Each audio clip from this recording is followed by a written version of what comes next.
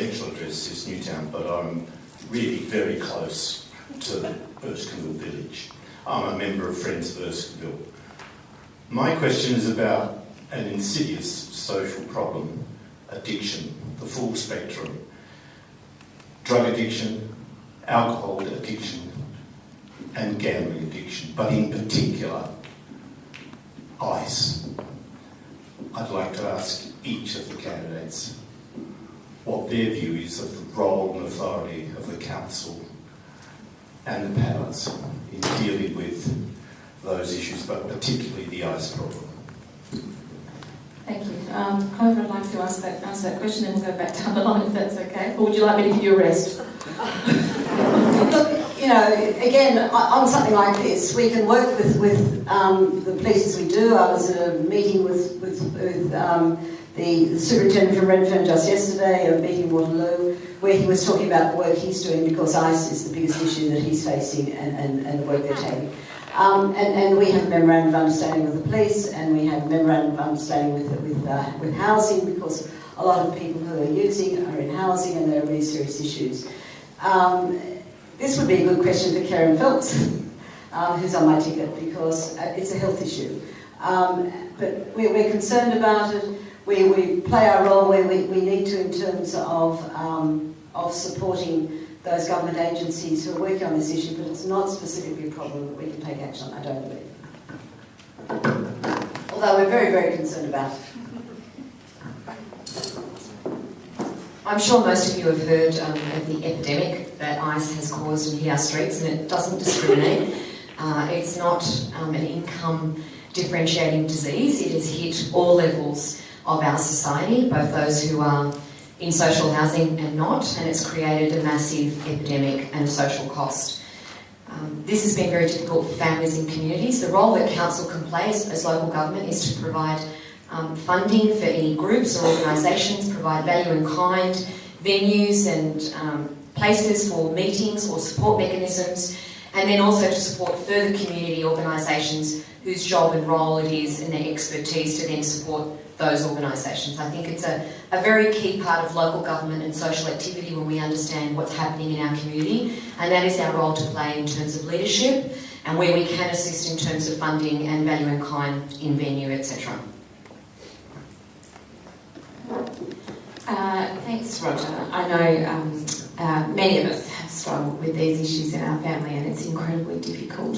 I don't agree with the Lord Mayor. I think that the council has a strong role to play in building stronger communities and making sure that people are at the heart of how we design our programs across the city. Again, when I was the chair of the Surrey Hills Neighbourhood Centre, we used to open up our centre for various groups, including Narcotics Anonymous. Embarrassingly, one night I incorrectly walked into a meeting of Narcotics Anonymous for gay men and plonked myself down in the circle, and because I thought it was the meeting I was supposed to be at, and then they all stared at me and I had to excuse myself and leave. So, but you know, on a serious note, of course, we can look to building our communities through the important community centres that we have throughout the city, and working to make sure that the services provided by non-government organisations or by government are catered for. Again, in the Surrey Hills Neighbourhood Centre, we worked to have people drop in from the local hospital to be able to do health checks on people who were sleeping rough. We have a laundry service that I've been trying to get a parking permit for, that is a truck that travels around and supports people to wash their clothes who don't have a place to do that. There's lots of different partnerships we can create, and we should prioritise those. Thank you. Roger, I'd also like to thank you for your question. When I first moved to the Cross, it was before the injecting centre opened. That was the height of the heroin epidemic. I don't like using those terms, epidemics and hysterical language. But every night the ambulance would be out 3 or 4 times a night. There'd be needles in the back line. Then the injecting centre opened and it improved the area. I think we need to start from principle. We need to recognise that drugs in our society are a medical problem, not a legal one. We can't arrest our way out of it. We need to, the council, to answer your question directly, needs to move on 2 fronts. An advocacy role. We have in the city of Sydney some of the most people in the most desperate condition.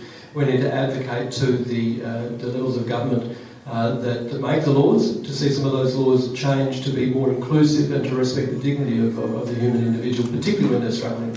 But more directly, we can open centres, we can provide funding and direct support to the sorts of services that are in the inner city and should remain in the inner city to support the people that are struggling through these troubles. I can't add a lot more to it other than to say that yes, it's a medical issue, it's not a legal issue. If we could have resolved this as a legal issue, it would have ended years ago. Look, I think the city can build partnerships. We need to build partnerships with the people who provide medical services. We need to involve you people in the community. We need to isolate where the problem is greatest, and we need to assist with some funding and make it community-led. And that's been our policy all the way through with drug issues anyway, so I don't have anything more to add on that. All right. Thank you, Lindsay.